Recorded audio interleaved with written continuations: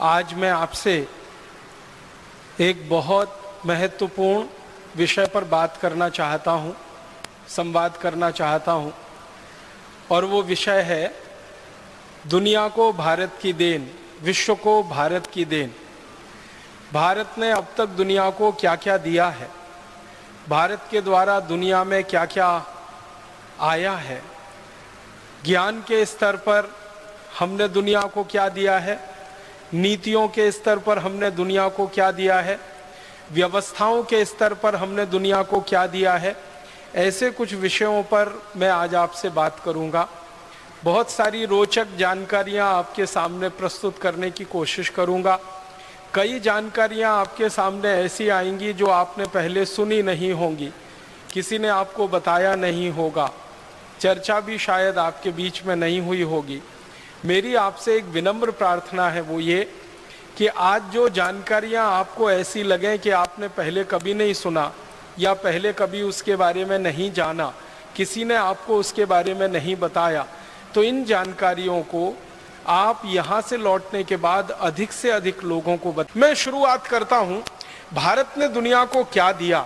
सबसे पहली जो बात हम दुनिया के सामने कह सकते हैं बड़े गर्व से, गौरव से, और सारी दुनिया ने अभी उसको स्वीकार करना भी शुरू कर दिया है पिछले 10-12 वर्षों से।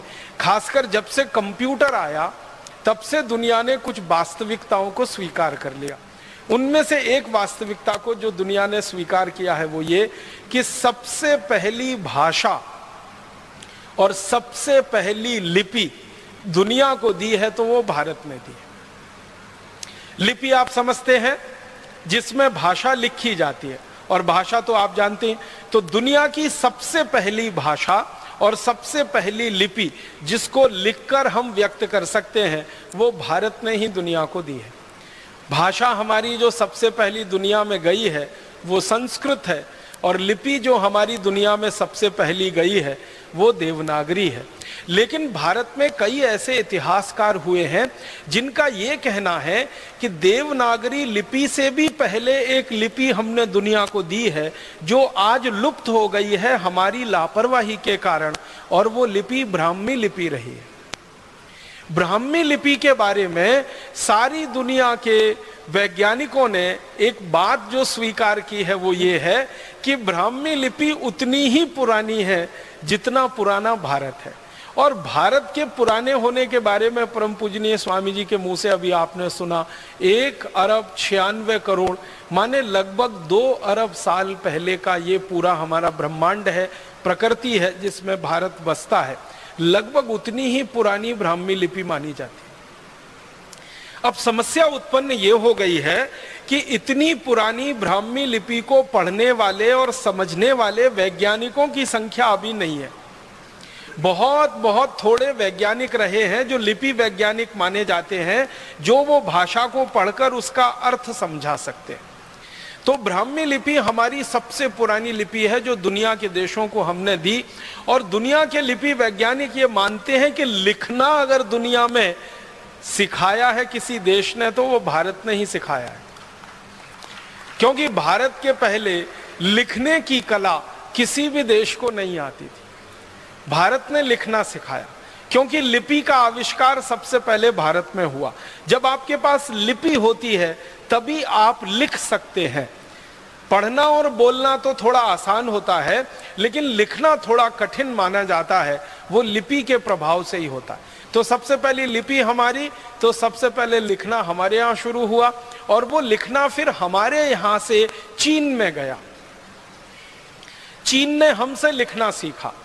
चीन के जो लिपि वैज्ञानिक हुए हैं, जो पिछले हजारों साल का अध्ययन कर रहे हैं, वो ईमानदारी से इस बात को स्वीकार करते हैं कि चीन के वैज्ञानिक, चीन के ऋषि मुनि भारत आए, उन्होंने लिपियों का अध्ययन किया, अध्ययन करके चीन में वापस गए, और वहां जाकर फिर उन्होंने अपनी लिपियों का आविष्कार किया।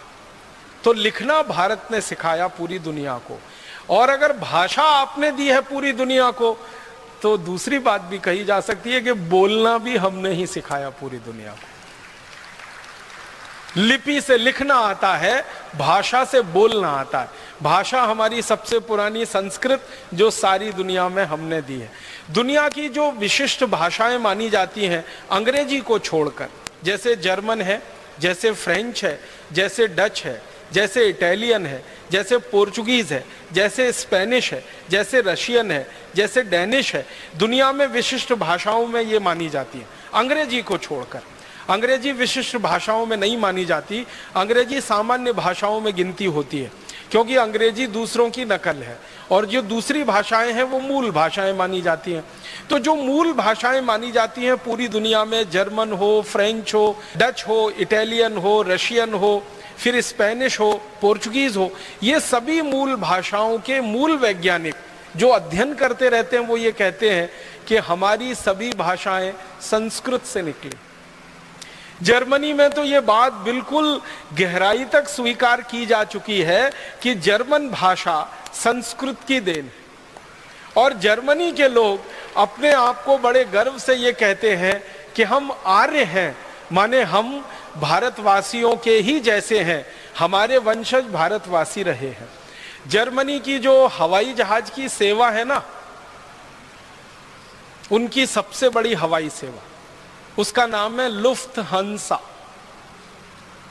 जब लुफ्थहान्सा के बारे में किसी जर्मन को मैंने पूछा कि ये लुफ्थहान्सा क्या शब्द है, जर्मनी का शब्द है, जर्मन का शब्द है, वो वैज्ञानिक मुझे हैरानी से देखने लगा, कहने लगा ये जर्मन का शब्द नहीं है, ये संस्कृत का शब्द है।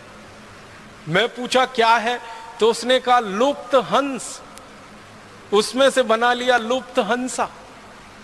लुप्त माने खत्म हो गए, विलीन हो गए, और हंस जानते हैं एक बहुत विशेष किस्म का पक्षी जो आज दुनिया में हमें दिखाई नहीं देता।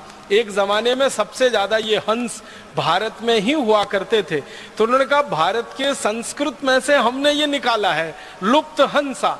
हंस जो लुप्त हो गए उनके नाम पर हमारी पूरी एयरलाइन चलती है जिसको लुफ्थहान्सा कहते हैं।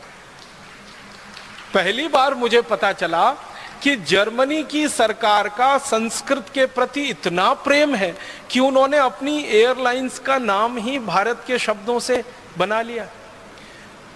और आज जर्मनी में शिक्षा में, विश्वविद्यालय के स्तर की शिक्षा में संस्कृत की पढ़ाई पर और संस्कृत के शास्त्रों की पढ़ाई पर सबसे ज्यादा पैसा खर्च हो रहा है। और जर्मनी दुनिया का भारत के बाहर का पहला देश है जिसने अपनी एक यूनिवर्सिटी, एक विश्वविद्यालय संस्कृत साहित्य के लिए समर्पित किया हुआ है। और जर्मनी दुनिया का वो पहला देश है जिसने भारत के बाहर भारत की विद्या को सीखने और सिखाने की परंपरा शुरू की। हमारे जो महर्षि चरक हुए, जिन्होंने चिकित्सा व्यवस्था का सबसे पहला सिद्धांत और सारी विद्याएं दुनिया को सिखाई, चरक, उनके नाम पर जर्मनी की सरकार ने विभाग बनाया है, उसका नाम ही है चरकोलॉजी। चरक ऋषि के नाम पर चरक लिया और लॉजी उसमें उन्होंने लगा दिया अंग्रेजी का, तो चरकोलॉजी विभाग उनका है, माने चिकित्सा विभाग। जर्मनी की सरकार सबसे ज्यादा भारतीय विद्याओं की जो खोज है उस पर खर्चा कर रही है। अंग्रेजी में उसको हम कहते हैं इंडोलॉजी। इंडोलॉजी का माने होता है भारतीय विद्याएं। तो भारतीय विद्याओं पर भारत के बाहर सबसे ज्यादा शोध अगर हो रही है तो जर्मनी में। और जर्मन वैज्ञानिकों से जब हम पूछते हैं कि ये सब आप क्यों कर रहे हैं, तो कहते हैं वो संस्कृत का कारण है, क्योंकि संस्कृत सबसे पुरानी भाषा है, सबसे पहली भाषा है, इसलिए सबसे पुराना और सबसे पहला ज्ञान भी इसी में है, और वो ज्ञान हमें सीखना है ताकि हम हमारे देश को आगे बढ़ा सकें। तो सबसे पहली भाषा और सबसे पहली लिपि हमने दुनिया को दी। अब संस्कृत के बारे में 2-3 महत्व की बातें जो सारी दुनिया के वैज्ञानिक कहते हैं वो मैं आपसे शेयर करना चाहता हूँ। संस्कृत के बारे में सबसे अच्छी बात जो आज कही जा रही है वो ये कि कंप्यूटर को चलाने के लिए जिस भाषा का सबसे अच्छा उपयोग हो सकता है वो यही भाषा है संस्कृत। कंप्यूटर चलाने के लिए आप जानते हैं कुछ सिद्धांत तय किए जाते हैं, उनको अंग्रेजी में एल्गोरिदम्स कहते हैं। जो एल्गोरिदम सबसे अच्छी बनी है आज तक पूरी दुनिया में वो संस्कृत में ही बनी, अंग्रेजी में नहीं बनी।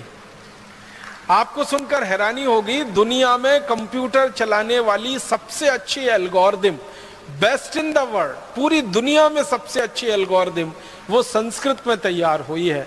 और थोड़े दिन में संस्कृत की वो एल्गोरिदम सारी दुनिया पे छा जाने वाली है। सब वैज्ञानिक इस बात को स्वीकार कर रहे हैं।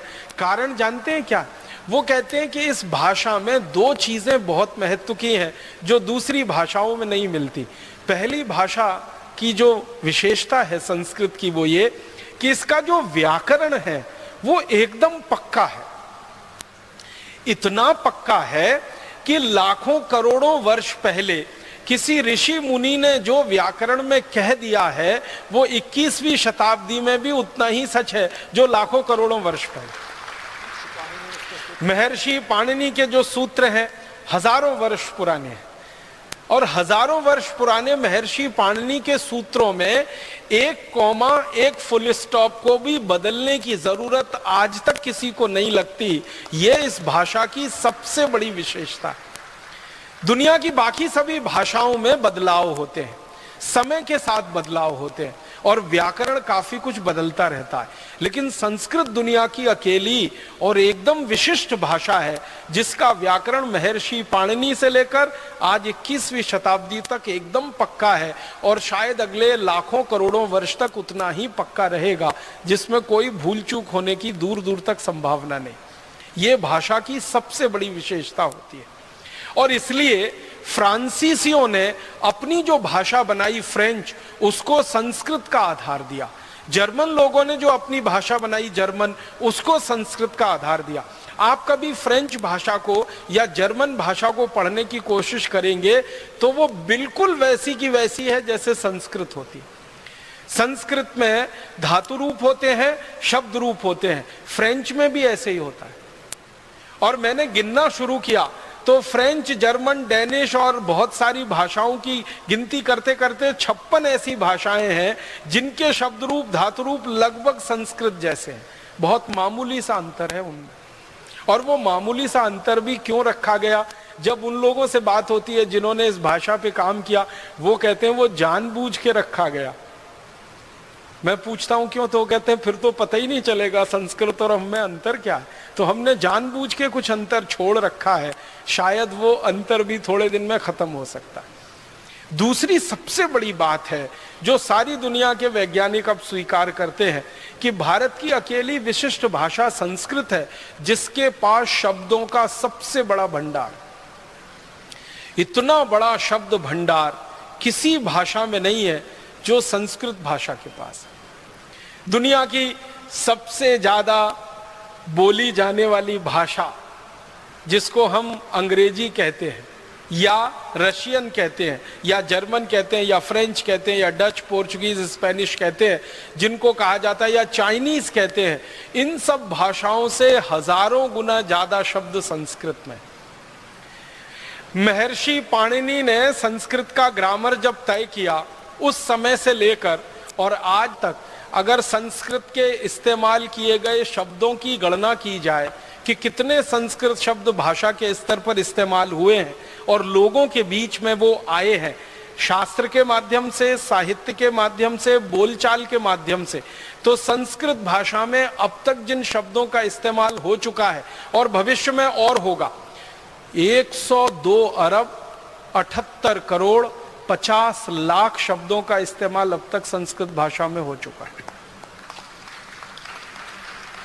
102 अरब 78 करोड़ 50 लाख इतने शब्दों का इस्तेमाल महर्षि पाणिनि के समय से लेकर और अभी तक हो चुका है।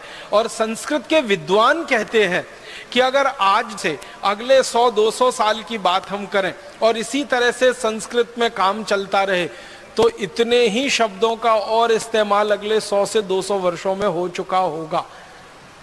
जब संस्कृत कंप्यूटर की भाषा हो जाएगी थोड़े दिन में, क्योंकि दुनिया की सबसे अच्छी एल्गोरिदम संस्कृत में तैयार हुई है और सामान्य कंप्यूटर की भाषा में संस्कृत आने लगेगी, तो वैज्ञानिकों का कहना है कि 102 अरब 78 करोड़ 50 लाख जो शब्द अब तक इस्तेमाल हुए हैं, इतने ही शब्द और इस्तेमाल हो चुके होंगे अगले 100 से 150-200 वर्षों में। माने दुनिया में किसी भाषा में इतना बड़ा शब्द भंडार होने की दूर दूर तक क्षमता नहीं है जो संस्कृत में। और संस्कृत भाषा के जो वैज्ञानिक हैं, जानकार हैं, वो ये कहते हैं अनंत शब्द भंडार। ये 102 अरब 78 करोड़ 50 लाख तो वो गिनती है जो अब तक इस्तेमाल हुए शब्द हैं। जो भविष्य में इस्तेमाल होने वाले शब्द हैं उनकी गिनती हम नहीं कर सकते हैं। इसलिए कहा जाता है कि अनंत शब्द भंडार है। दुनिया में किसी भाषा में इतना बड़ा शब्द भंडार नहीं। कोई व्यक्ति अगर लगकर ईमानदारी से 3 वर्ष करे काम तो संस्कृत भाषा का ये पूरा व्याकरण सीख सकता है और इतना बड़ा शब्द भंडार उसके कोश में आ सकता है। हमारे परम पूज्य ऋषि महर्षि पाणिनि ने जो लिखा है अष्टाध्यायी, उसको 3 वर्ष में पढ़कर कोई व्यक्ति बड़ा पंडित हो सकता है। मैं और एक गहरी तीसरी बात कहना चाहता हूं संस्कृत के बारे में, जो दुनिया के सारे वैज्ञानिक कहते हैं, वो ये कि सबसे बड़ी बात सबसे कम शब्दों में कहने की क्षमता अगर दुनिया की किसी भाषा में है तो वो संस्कृत में। सबसे बड़ी बात, एक वाक्य हो सकता है बहुत बड़ा। अगर हम पेज के लाइन के हिसाब से देखें तो बहुत सारे वाक्य ऐसे हो सकते हैं जो 1/4 पेज के हों, 1/3 पेज के हों, आधे पेज के हों। संस्कृत की ताकत इतनी बड़ी है कि उनको सबसे कम शब्दों में कह सकती है और पूरी बात उसमें आ सकती है, एक बात भी उसमें छूटे बिना। तो ये तीसरी सबसे बड़ी बात जो इस भाषा में है कि बड़े से बड़ी बातों को सूत्र रूप में, संक्षेप रूप में कह देने की ताकत इस भाषा में है, जो दूसरी भाषाओं में बहुत कम मिलती है। और ऐसे गुणगान अगर मैं करता रहूं तो पूरा व्याख्यान ही संस्कृत भाषा पे हो जाएगा। इसलिए मैंने संकेत के रूप में आपसे कहा कि दुनिया को सबसे पहली भाषा और सबसे पहली लिपि हमने दी तो संस्कृत भाषा के रूप में दी और ब्राह्मी लिपि के रूप में दी, और बाद में देवनागरी लिपि सारी दुनिया में स्थापित हुई। बहुत सारे वैज्ञानिक इस बात के लिए आजकल चर्चाएं कर रहे हैं सारी दुनिया की भाषाओं का झगड़ा मिटा दें। आपको मालूम है भाषाओं के आधार पर बहुत झगड़े होते हैं दुनिया में। ये देश उससे लड़ रहा है, वो उससे लड़ रहा है। भारत में भी झगड़े हो रहे हैं कि ये इलाका हमारा है, वो इलाका इनका है, वो भाषा के आधार पर। और प्रांतों की रचना भी हमारे देश में भाषावार आधार पर हो गई है और वो सबसे बड़ी गलती हो गई। तो भाषा के आधार पर दुनिया में बहुत झगड़े हैं। लेकिन कई वैज्ञानिक मुझे ये कहते रहते हैं कि सारे झगड़े मिट सकते हैं अगर सब भाषाओं की लिपि देवनागरी हो जाए तो सारी दुनिया के भाषाओं के झगड़े मिट सकते हैं। हमारी भारत में कन्नड़ है, तमिल है, तेलुगु है, मलयालम है, उड़िया है, बांग्ला है, आसामी है, मराठी है, गुजराती है, और दुनिया में फ्रेंच है, जर्मन है, डच है, फिर स्पेनिश है, फिर पोर्चुगीज है। ऐसी 20 50 सैकड़ों भाषाओं को देवनागरी में लिखना शुरू कर दिया जाए तो सारे झगड़े मिट सकते हैं। एक बार मैंने कुछ विद्वानों से ये पूछा कि क्या देवनागरी में ये ताकत है कि सब भाषाओं का समावेश कर सके लिखित रूप में? उन्होंने कहा देवनागरी में ही ताकत है और किसी लिपि में ये ताकत ही नहीं है पूरी दुनिया में जो सब भाषाओं को वो समाविष्ट कर सके अपने आप। इस समय हमारे देश में मराठी भाषा देवनागरी में ही लिखी जाती है, हिंदी तो देवनागरी में लिखी ही जाती है, नेपाली भाषा देवनागरी में, संस्कृत तो लिखी ही जाती है। दुनिया की बहुत सारी भाषाएं और भारत में चलने वाली बहुत सारी भाषाएं अगर एक साथ देवनागरी में लिखी जाना शुरू हो जाए तो ये ताकत, ये क्षमता एक लिपि में है, दुनिया की दूसरी किसी लिपि में नहीं है। इसका हमें गर्व है, गौरव है, अभिमान है कि सारी दुनिया को हमने ऐसी लिपि दी है जो सबसे ज्यादा वैज्ञानिक है और भाषा ऐसी दी है जो सबसे प्राचीन है और सबसे ज्यादा वैज्ञानिक। मैं थोड़ा आगे बढ़ता हूं। चूंकि संस्कृत सबसे समृद्ध भाषा है तो इस भाषा में लिखा गया साहित्य भी सबसे ज्यादा समृद्ध ही होगा। जब भाषा समृद्ध होती है तो भाषा का साहित्य भी समृद्ध होता है। तो संस्कृत भाषा में जितना साहित्य लिखा गया है पूरी दुनिया में शायद ही किसी भाषा में लिखा गया। फिर आप बोलेंगे दिखाई तो नहीं देता। ये दिखाई नहीं देता वो हमारी लापरवाही का नतीजा है और हमसे कई सारी बड़ी भूलें हुई हैं। उनमें से एक बड़ी भूल ये हुई है कि अपने साहित्य को बचाकर हम नहीं रख सके। पिछले 1000 वर्षों हमारे साहित्य का बहुत नुकसान हुआ है पिछले 1000 वर्षों। आपको शायद ये जानकर हैरानी होगी कि विदेशी लुटेरों ने जब से भारत में आना शुरू किया तो भारत की संपत्ति को ही नहीं लूटा, यहाँ के साहित्य को भी लूटा, क्योंकि ज्ञान उसमें भरा पड़ा है। तो हमसे साहित्य की साज संभाल नहीं हो पाई पिछले 1000 वर्षों में, वो काफी कुछ लुट गया। और कई विदेशी आक्रांता तो ऐसे आए जिन्होंने हमारे साहित्य को जला दिया। आपने सुना है तक्षशिला की कहानी? भारत की सबसे बड़ी पुस्तकालय की कितनी दुर्वस्था हुई थी कि उसको जला दिया गया था। और तक्षशिला की पुस्तकों को जला देने के बाद की कहानी यह है कि 6 महीने तक विदेशी आक्रांताओं ने उन किताबों के पन्नों को जला जलाकर अपना पानी गर्म किया था। इतना बड़ा हमारा ज्ञान का भंडार था तक्षशिला विश्वविद्यालय, जो 6 महीने तक जलता रहा था। 6 महीने तक जलता रहे। कल्पना करिए लाखों करोड़ों पेज रहे होंगे जो 6 महीने तक जले होंगे। तो कई विदेशी आक्रांता और लुटेरे ऐसे आए कि उन्होंने हमारा साहित्य नष्ट किया। कई विदेशी आक्रांता और लुटेरे ऐसे आए जिन्होंने हमारा साहित्य लूट लिया। और कई आक्रांता और विदेशी ऐसे आए जिन्होंने हमारे साहित्य में तोड़ मरोड़ करके उसको ऐसा प्रस्तुत कर दिया कि वो हमको सबसे ज्यादा खराब दिखता है।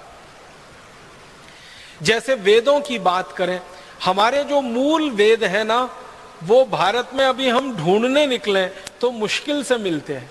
जब भी कहीं भारत में वेद की कोई प्रतिलिपि मिलती है और उसके बारे में छानबीन की जाती है तो पता चला वो मैक्स मूलर रचित है। और मैक्स मूलर एक ऐसा व्यक्ति था जो भारत के बारे में जानना तो चाहता था लेकिन आया कभी नहीं इस देश में। अपने घर में बैठे बैठे भारत के बारे में जो कुछ मिल गया उसको ज्ञान, वो उसने लिख दिया। वेदों को उसने पढ़ा पूरी रुचि से, संस्कृत सीखी उसके लिए, लेकिन बहुत सारी चीजें उसको समझ में नहीं आई वेदों में, तो उसको अपने तरीके से लिख मारा। और आज हमें वो दिखाई देती हैं तो हमको वो विरोधाभासी लगती हैं। वो विरोधाभासी होने का कारण ये है कि मूल ग्रंथों के साथ छेड़छाड़ कर दी हमारे लोगों ने, शास्त्रों के साथ छेड़छाड़ कर दी, ज्ञान के भंडार के साथ छेड़छाड़ कर दी। अगर हमारे मूल ग्रंथ वेदों को हम देखें और मैक्स मूलर रचित वेदों को देखें या हमारे मूल दूसरे शास्त्रों को देखें, अब जैसे मैं एक उदाहरण देता हूं, जो हमारी मूल मनुस्मृति है उसको हम पढ़ें और अंग्रेजों द्वारा तैयार की गई मनुस्मृति को पढ़ें, दोनों में जमीन आसमान का अंतर है। मूल मनुस्मृति में जो बात कहीं नहीं है, अंग्रेजों द्वारा रचित मनुस्मृति में वही बातें हैं। याज्ञवल्क्य संहिता में न्याय सिद्धांत के बारे में जो बातें हैं मूल ग्रंथों में, अंग्रेजों ने एक याज्ञवल्क्य संहिता तैयार की, उसमें बिल्कुल उल्टा लिखवा दिया।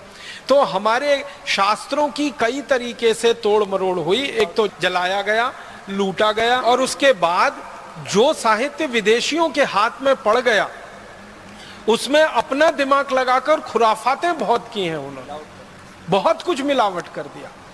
और वो मिलावटी चीजों को आज कोट किया जाता है सारी दुनिया में। जैसे वेदों में से कहीं से वाक्य निकाल कर ये कोट कर देते हैं, उपनिषदों में से निकाल के कोट कर देते हैं कि भारतवासी मांस खाते थे, गाय का मांस खाते थे। ऐसे कोटेशन हमारे यहाँ दे दिए जाते हैं और वेदों का कोई सूत्र या कोई श्लोक या उपनिषदों का कोई सूत्र या श्लोक उसके नीचे लिख दिया जाता है। वो सब मिलावट है, बाहर के लोगों द्वारा जोड़ा गया छेपक है और उसकी व्याख्या भी गलत है। तो हमारे देश में जो ज्ञान भंडार हमारे पास बहुत बड़ा रहा संस्कृत के आधार पर, इसमें बहुत नुकसान हो गया। ज्ञान हमारे यहाँ दुनिया में सबसे ज्यादा रहा है क्योंकि भारत जो नाम है ना, वो एक रूप में ज्ञान का ही हिस्सा है। भा माने होता है ज्ञान और रत माने होता है लगा हुआ। ज्ञान में रत, ज्ञान में लगा हुआ देश ही है भारत। तो हमसे ज्यादा ज्ञान शायद ही किसी के पास होगा, लेकिन वो ज्ञान में पिछले 1000-1500 वर्षों में बहुत कमी आई। या तो वो लुटा, या तो विदेशियों द्वारा जलाया गया, या तो उसमें उन्होंने अपने छेपक जोड़ दिए, मिलावट कर दी और वो हमारे सामने प्रस्तुत हो गया। ये आज हम सब भारतवासियों के लिए बहुत बड़ी चुनौती का काम है, बहुत बड़े शोध का काम है कि जो हमारे मूल शास्त्र रहे हैं, मूल हमारे ग्रंथ रहे हैं और जो मूल ज्ञान की बातें रही हैं, उनको पुनर्खोज करके देश के सामने प्रस्तुत किया जाए ताकि ये जो मिलावट वाला हिस्सा है ये दूर हो सके और हमको शुद्ध ज्ञान मिल सके।